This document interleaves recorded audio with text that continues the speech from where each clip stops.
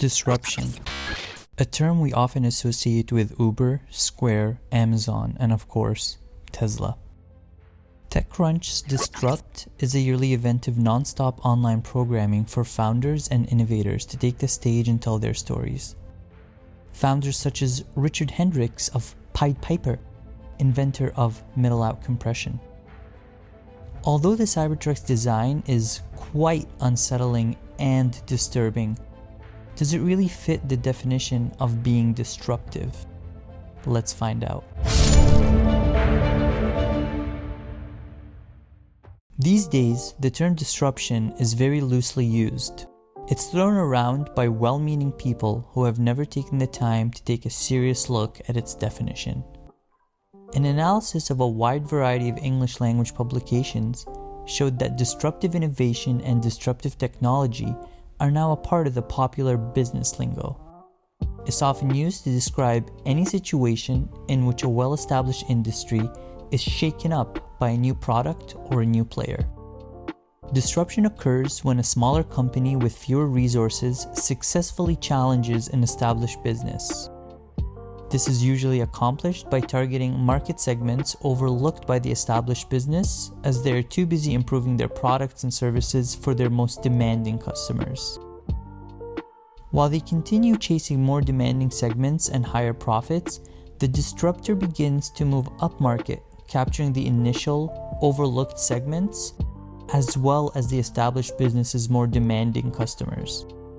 All this while preserving the advantage that has driven their early success. When the mainstream customers begin adopting the new entrant's products in volume, disruption has successfully occurred. Where does the Cybertruck fit into this?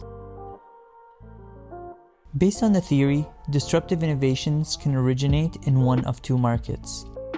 Either the overlooked markets where established businesses have a weak to non-existent foothold, thus opening the door to disruptors, where smaller companies are able to address those low-end customers with a good enough product, or in new markets that allow disruptors to create markets where ones previously did not exist, essentially turning non-consumers into consumers. Disruptive innovations are initially considered inferior products to most of the established business's customer base. They are not willing to switch to the new product until quality rises enough to satisfy them. Once that has occurred, they happily adopt the new product and accept its lower price point. Disruptive innovation as a reference to a single product or service at one fixed point in time is misleading.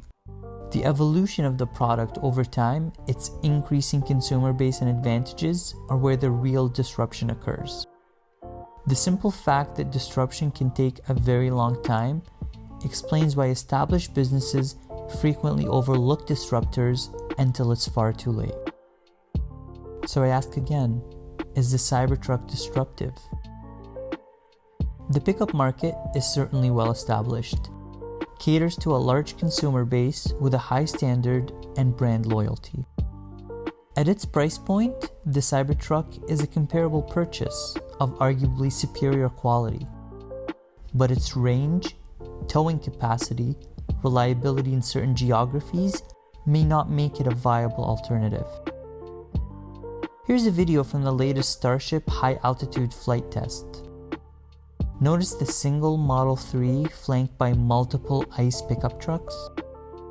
Would the Cybertruck or its distant future cousin meet the needs of these users? Would it meet the need of other users? So is the Cybertruck disruptive? Like, subscribe, and turn on video notifications, and we'll find out together.